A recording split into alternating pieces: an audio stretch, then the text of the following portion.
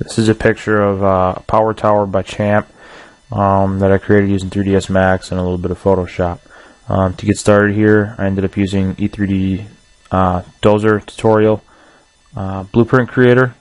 So I have a link to that below the video here, and basically it throws your images on some planes. You just put it in left or right or whatever you want to do, which I actually screwed up here. This is the left view and it's actually not the right view.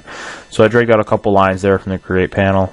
Then you want to open up your rendering tab over there under your modifying panel, and basically you just adjust all those things to how you want. Do some fillet and chamfering to get your edges looking the way you want them to. I'm also going to use some Swiftloop here. I actually have that to my quad menu, because I use it a lot. I should probably actually have it to a key. And then you can detach from shape. That's how I have this as its own object now. And then you want to change your reference coordinate system, and that's how you can move something straight, without screwing it up. That's just a shift drag down with your edge selection. And there I just did some bridging. You just click one side and click the other one, and it pretty much goes for you. This is 2011, by the way, if you couldn't tell. So yeah, just doing some basic editing right now.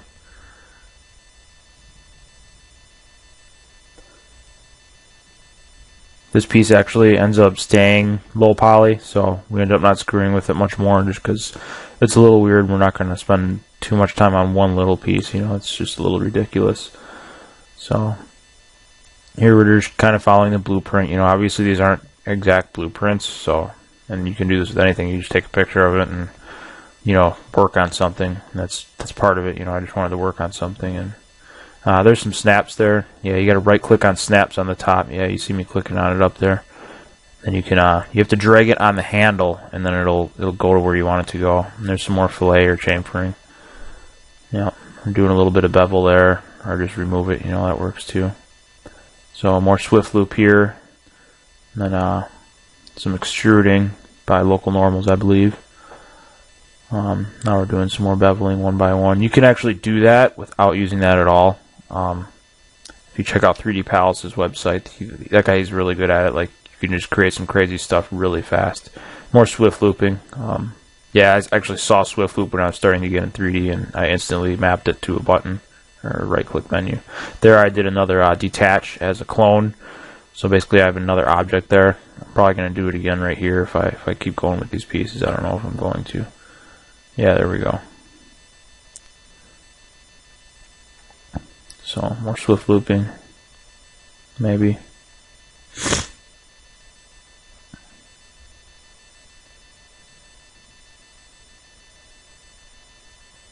Just changing the color on the top right, make it look a little more like the project that I'm actually working on. Had some extra verts there. You do control backspace to get rid of that. There's my detach as clone, and then an extrude. Yep, more detach as clone. And extruding.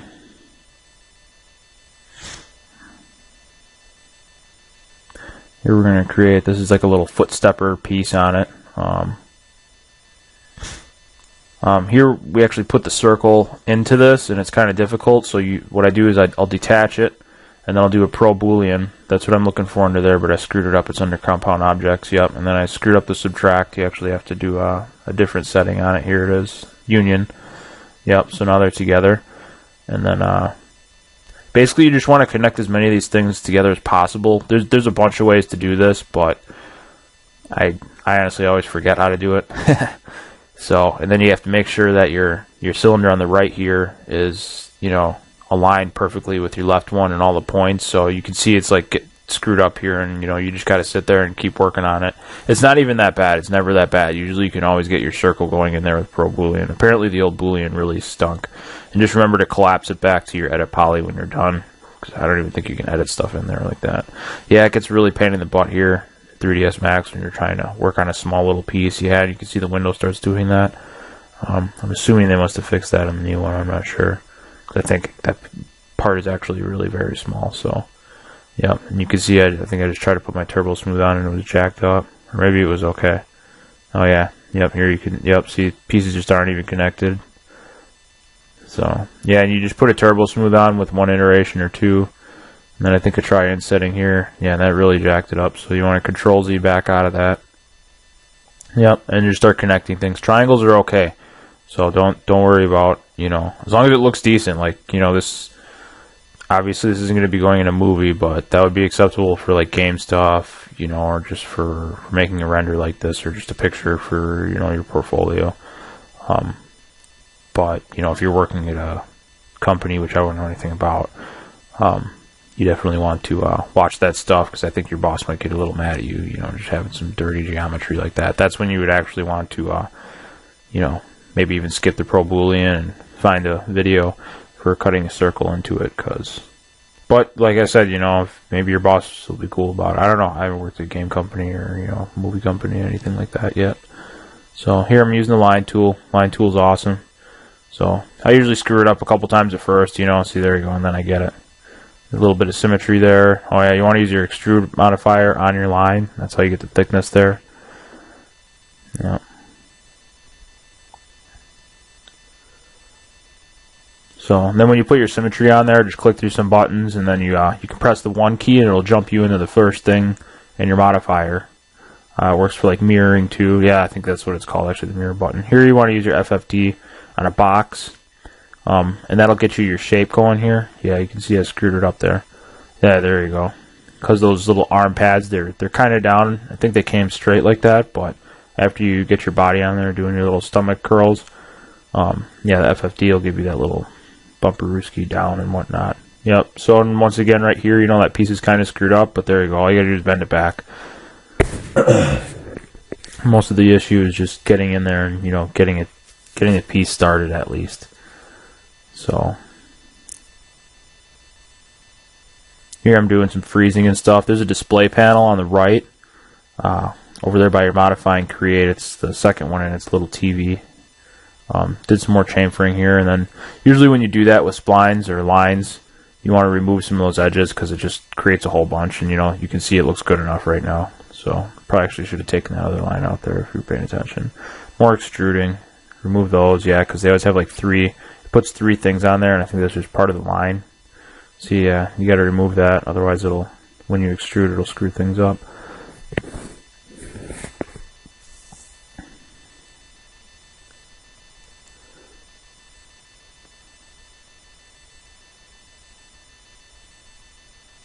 More beveling.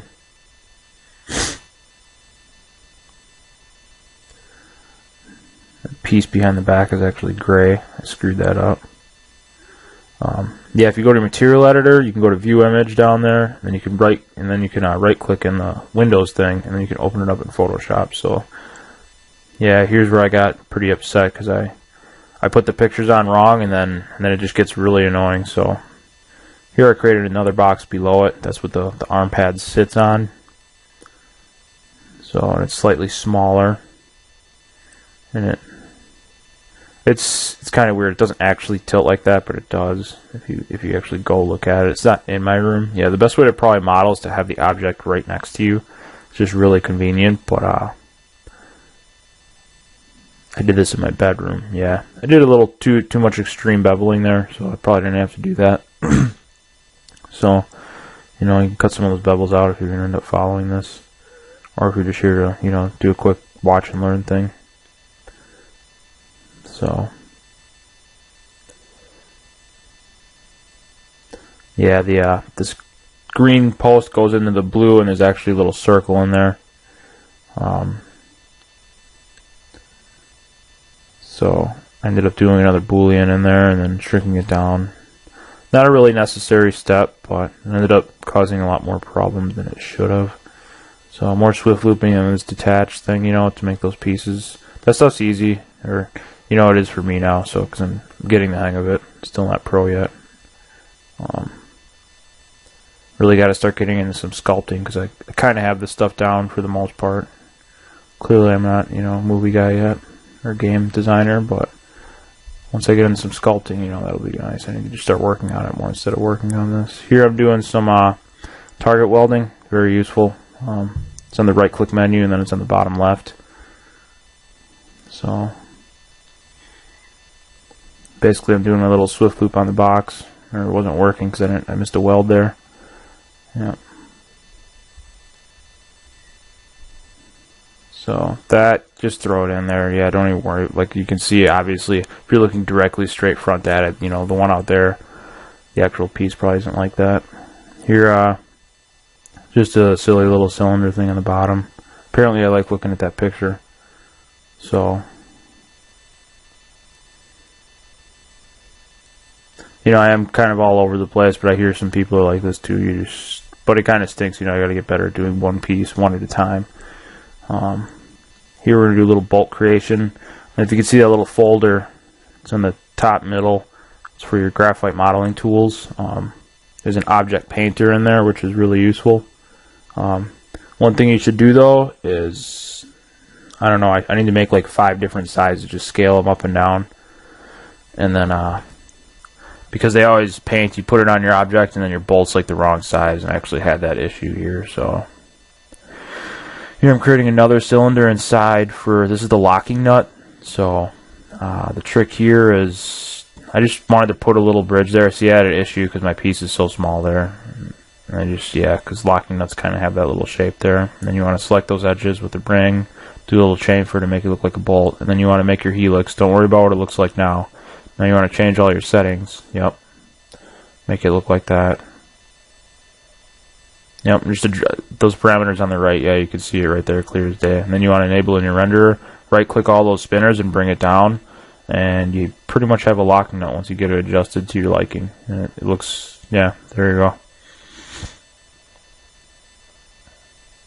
Now here's this object painter. It's kind of a pain in the butt. Yep, see, you can bring up those windows under where it says bolt up there on the left. Pretty much the stock settings will paint it right on your object for you, so you probably just want to do that. Otherwise you end up doing this, see, and then the piece ends up being way too small. Like that bolt, they're way bigger than that, see, and then you end up going back and forth and back and forth.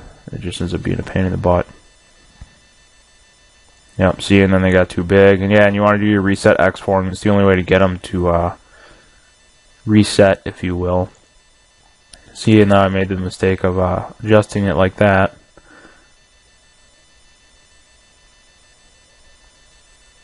Yeah, so if you, basically to avoid all that, all you need to do is scale is a copy holding shift, I believe, and then you can just make like 10 copies and they'll all increase in size.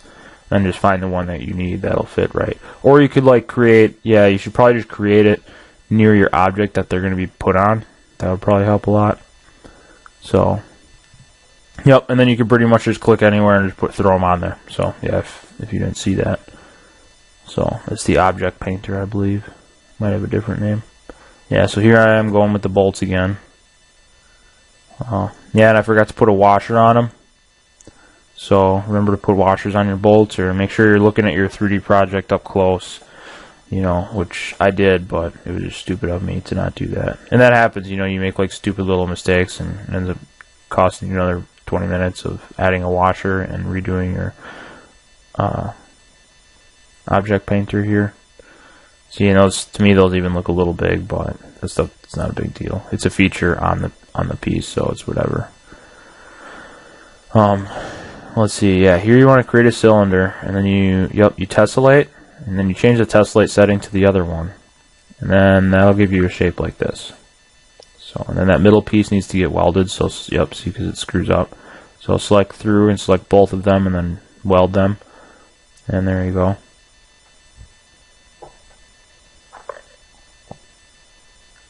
Here we're gonna detach, because we want to screw up the whole object. So, and then you throw, I'm just going to throw a basic cylinder in there with the Pro Boolean, and then you're going to have to go around and edit this, because obviously it's totally jacked up. Yep. So basically I sucked the problem in there to make it smaller, because it was screwing up that whole shape, and now it's only screwing up, you know, right next to it. And here I kind of went a little overboard with the cutting. Be careful with that. That's an issue I have, you know, but you know, you just got to go back and remove them like I did there. So, and you'll just working around the object, you know, you just have to like keep going around it, keep looking, keep going around, keep looking. Yep, see, and you'll find things like, oh, hey, there's that extra loop that was there the whole time, but you didn't notice it, but you were literally working around it. Now I'm going to move it back over, select all those verts, weld it back in, and adjust the size so it fits in there. That piece is a little big too, so as you can see, I just adjusted that. And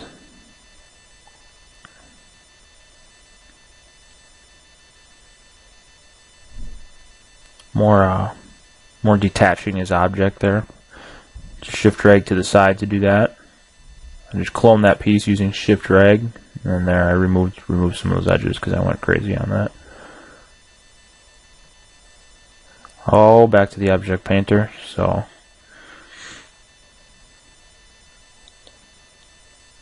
yeah, and there I had issues where it wasn't painting on the right axis. So yeah, you want to create those up and down, and then create a few different sizes that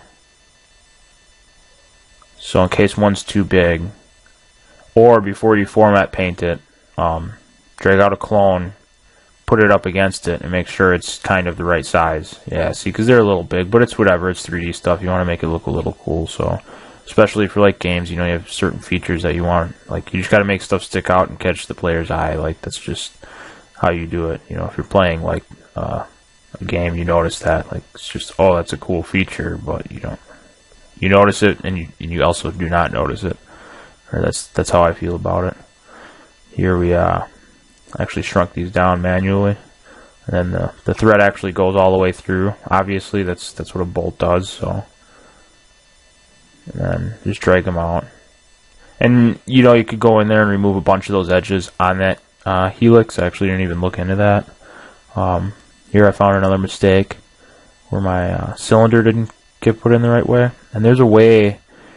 If you should buy that 3D Dozer project. It's really good. I went through the first disc, or the first one, and there's two more actually, so I haven't even gotten all the way through it, but he does, there's something in here, and I should know it, I should know that for posting this, but it makes your circles into a circle again, so can't remember what that is, but you know, that's why you should just go buy the 3D Dozer project, because it's really good.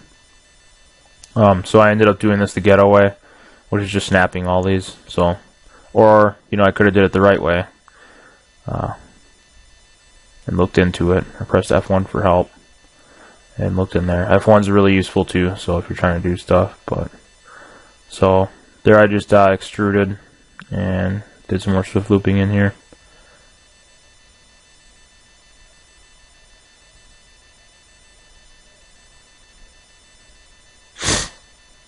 Alright, now we're going to get to this. Yep, a bunch of control backspace after you select those with your marquee selection. Probably didn't have to put those extra edges in there.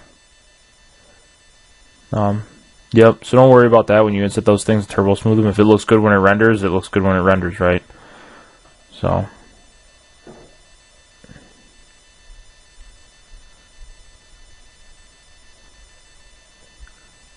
Here I'm adjusting my modifiers, collapsing, doing my swift looping on everything. I just like, I don't know, I find it fun to do. You just like click, click, click, click. So, bam, bam, bam, yep. Just get all those edges done so it turbo smooths well. Here I forgot to put a couple bolts beneath that bolt that pad to the armrest there. Yep, don't spend too much time adjusting little bolts. You know, if you see something or someone says something, then yeah, get in there and fix it. Here I'm just doing some chamfering.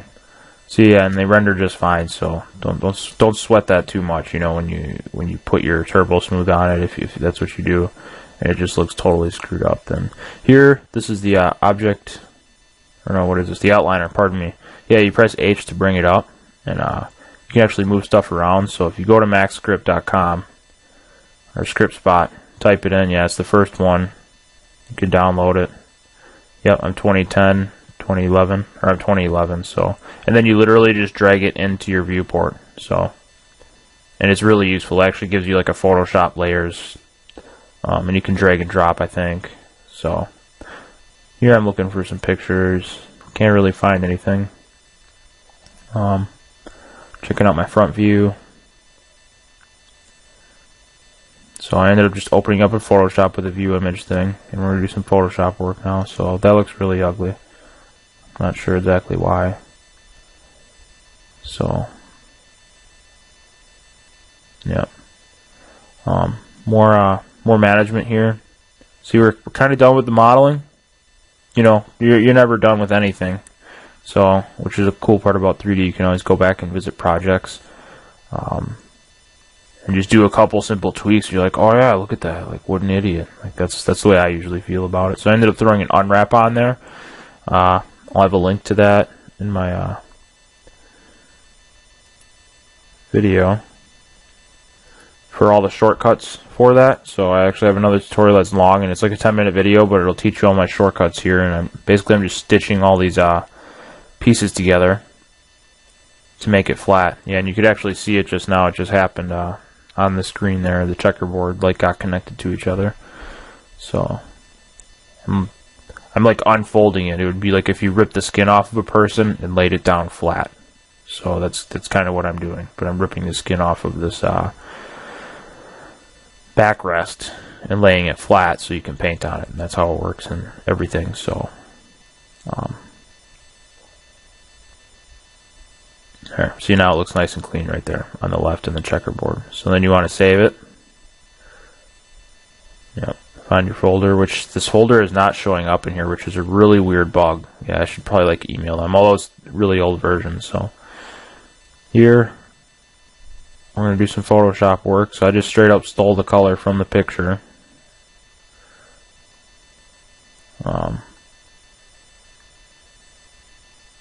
Multiply is the big thing. You want to put multiply on your guide, and then you want to do Control I on your guide too, which is the unwrap, and that'll make it white, and that'll make you be able to paint over it. So you want to make a new black layer, then basically want to throw it on there with your bitmap, and then you basically just drag your material to it. So I'm just doing some basic painting stuff, and you probably should turn off your outline or your grid thing when you're viewing it, but I just don't even care. Like, I'm sure a lot of pros don't do that either, so make sure to unclick your mouse. Yep.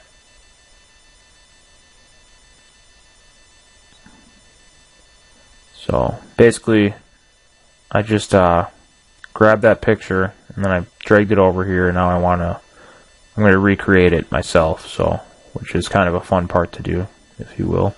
So there, I just found a basic little arrow shape, and then I'm just going to modify it to myself. I gotta plug in my computer. There we go. So I just drew another line shape under it. Just paint it in a little bit, whatever. Yep, looks good.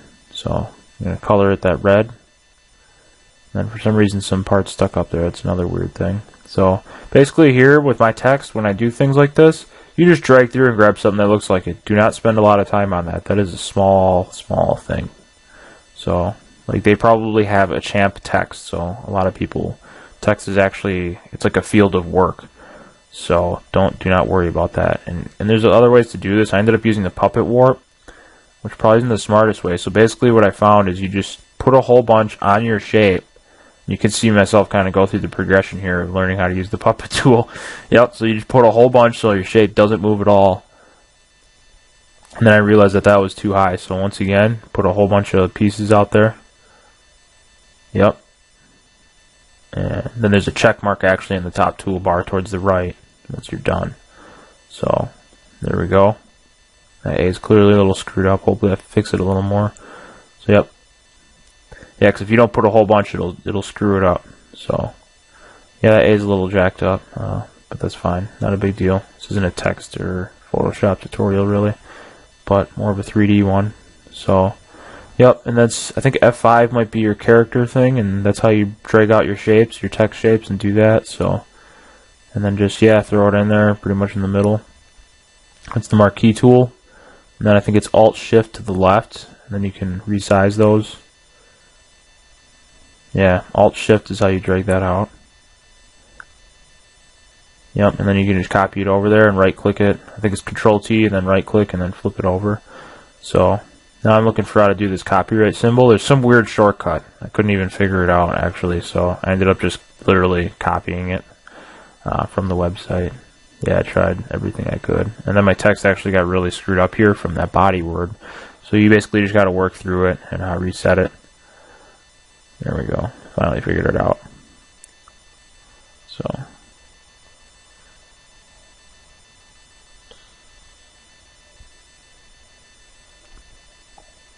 And now we can unhide everything. Probably want to hide our blueprints maybe. And I'm probably just relabeling my pieces there. Yep, so that was just a random piece stuck way out there. That kind of confused me. I should have just known right away what it was. Now you want to drag out a plane. Now you can see it's not straight up and down. So I could drag that down. Now I'm looking at that purple line. It's kind of hard to see right now. So just to make sure it's straight for the most part. Yep, and now I'm just grabbing those verts and snapping them. Remember, you just use one of the axis handles and snap it down to a vert you want it to relic, or mimic, sorry. Now we're going to do some Camtasia Studio work, apparently. Alright, so now we're going to add some materials here. This is just a basic metal material. So I think the issue here we're having is my renderer isn't set up, or maybe it was. So you want to make sure you hit F10 and switch your renderer to mental ray for this.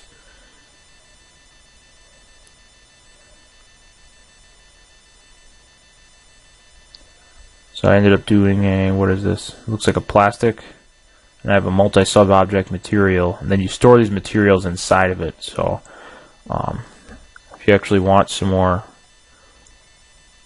rendering help, I'll make sure I post that in my thing too. So a link to the rendering. So yeah, I ended up using this Autodesk Arc and Design. You basically just go through, change the color. So now I'm selecting all these pieces because I didn't have them selected, and I'm going to put them on their own layer, which I should have did initially, but that's alright. And then you can just literally select everything in your layer like it was Photoshop.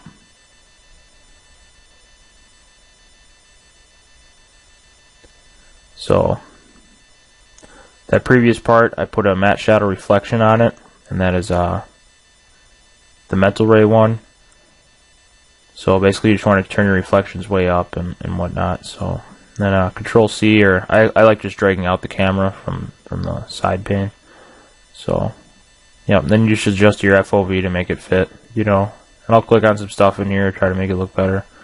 But usually, yeah, it's always the FOV. So there, I just rendered a quick one. Forgot to throw a light in there, so that didn't help much. So I gotta turn on my shadows, put a little bit of yellow in it. I like the attenuation things, so that's just me. So now I got 4 lights in there. I just shift copied them. Threw a skylight in there. That probably didn't even do anything. So now I wanted to make a white render, so change the background to white using the 8th key, the environment and effects. You got to change it to white. I also changed the ground to white. I actually ended up having some issues with it being too bright and whatnot. So on all of my poles there, they're just super reflective, and they just shouldn't be. So clearly I need to work on my materials a little more, but they're kind of hard. So the materials isn't an easy thing. So it's a whole other tool inside of it. It's like a whole other Photoshop. So you have Max, you have Photoshop, and the material editor, and all the other whatnots. You got hard surface modeling, you got organic modeling. So here I attempted a car paint, but that didn't work out too much either. Basically it's too reflective. If you look up top on the left, it's just super reflective. So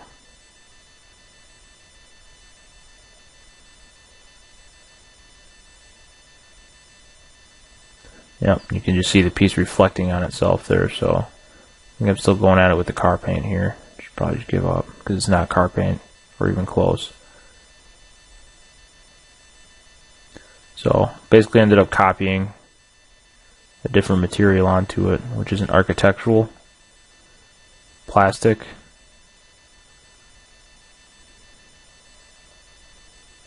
and it doesn't seem to be changing colors, so try a flat metal out. Or we actually went to brushed metal there. Arc and Design brushed metal. And turn the glossiness way down. There we go. Now we actually got a gray. So sometimes you almost just want to use the regular colors, you just get mad at it. So don't do that though. Try to put a material on there, just screw around with it, just like I was trying to do. So alright, so yeah, I usually test out with a really small render, especially on my laptop. So I have my settings somewhat low. So there I was trying to do some rendering in the viewport, but it just doesn't work. My computer's not good enough and whatnot. So now I'm trying out my 1080p render. Turn all your settings up a little bit. And this one takes a little bit, so it's going way faster, obviously.